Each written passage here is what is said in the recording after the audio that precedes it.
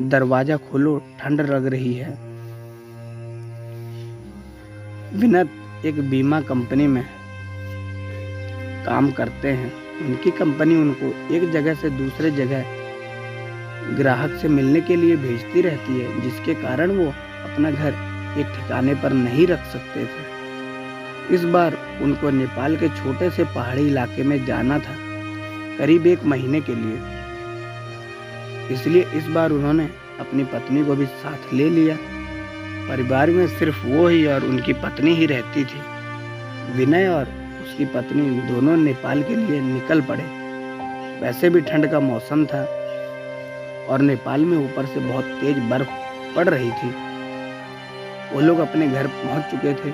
अपने घर तक पहुंचने के लिए उनको बहुत संघर्ष करना पड़ा, क्योंकि घर छोटे से गांव के एक पहाड़ी इलाके में था, जिसकी वजह से दोनों बहुत थक चुके थे। रात के 12:30 बज रहे थे। जहां वो रह रहे थे वहां दूसरे घर एक दूसरे से बहुत दूर थे। बाहर जोरों से ठंडी हवा और बर्फ गिर रही थी। दोनों अपने रजाई में दुबक कर आराम ही कर रहे थे कि अचानक उनको लगा कि किसी ने उनके घर का दरवाजा खटखटाया है।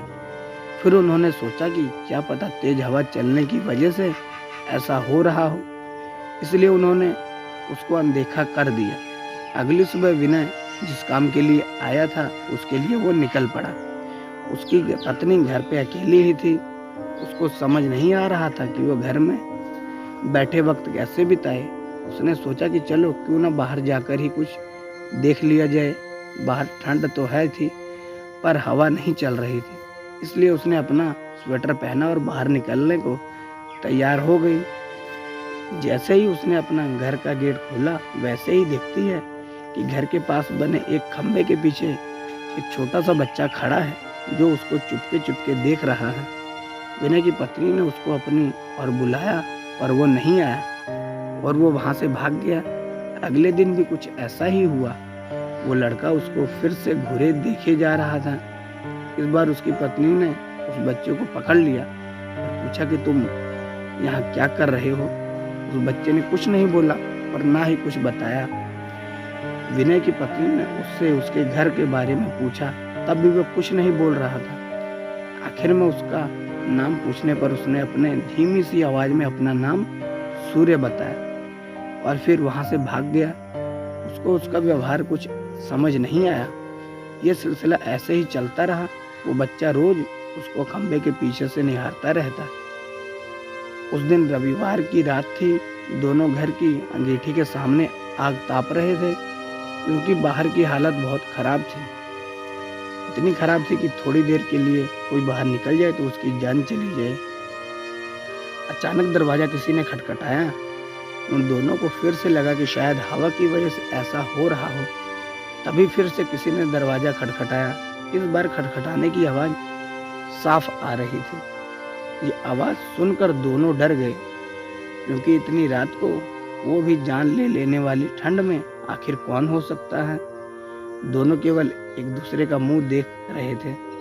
अचानक दरवाजे के बाहर से धीरे धीरे रोने की आवाजें आने लगी। तभी विनय ने जोर से आवाज में बोला, कौन है बाहर। कुछ देर तक आवाज तो नहीं आई और बाद में एक धीमी सी आवाज आई, दरवाजा खोलो, कृपया करके दरवाजा खोलो, बहुत ठंड है। ये आवाज किसी छोटे बच्चे की थी। तभी विनय की पत्नी को ये आवाज जानी पहचानी लगी। उसने कहा कि ये तो वही बच्चे की आवाज लगती है जो रोज घर के बाहर खड़ा रहता था। विनय की पत्नी ने कहा कि हमें उसे अंदर लाना चाहिए। वो भागते हुए अभी दरवाजे के पास जा रही थी कि अचानक उसके घर के फोन की घंटी बजी। फोन एक पड़ोस के रहने वाली औरत का था, जिससे आज ही विनय की पत्नी मिलकर आई थी। विनय की पत्नी ने फोन उठाया। वहां से उस औरत की आवाज आई, हेलो जी, मैं आपको बताना भूल गई थी कि अगर आपके घर के बाहर कोई भी दरवाजा खटखटाए तो उसको मत खोलना। विनय की पत्नी ने कहा कि अभी मेरे घर के बाहर एक बच्चे की आवाज आ रही है जो दरवाजा खोलने को कह रहा है। तभी उस औरत ने कहा कि नहीं, आप बिल्कुल मत खोलना, वो असल में एक आत्मा है। यहाँ जब जब तेज आंधी और ठंड पड़ती है, वो तब तब उस सबके घर बाहर जाता है और दरवाज़ा खोलने को कहता है। वो ठंड का बहाना बनाता है और दरवाज़ा खुलवाने की कोशिश करता है। अगर कोई गलती से भी दरवाज़ा खोल देता है तो वो अगले दिन बर्फ़ में दबा हुआ मिलता है। ये सुनते ही जैसे उनके पैरों से ज़मीन ही खिसक गई। वो सोचने लगी कि जो बाहर दरवाज़ा खटखटा रहा है वो असल में एक आत्मा है। उन्होंने दरवाज़ा नहीं खोला। अगले दिन ही वो दोनों भागकर पड़ोसी के पास गए और पूरे मामले के बारे में पूछा। उस औरत ने बताया कि इस गांव में एक परिवार रहता था। पहाड़ टूटने की वजह से उस परिवार का विनाश हो गया। बस एक बच्चा बच गया। वो दूसरे के घर जा जाकर खाना मांगता। एक दिन बहुत ज़ोरों से बर्फ़ की आंधी पड़ रही थी। वो दूसरे के घर के बाहर दरवाज़ा खटखटाकर घर के अंदर आने को गुहार लगा रहा था, पर किसी ने भी उसकी गुहार नहीं सुनी। ठंड की वजह से सब अपने घरों में दुबके हुए थे।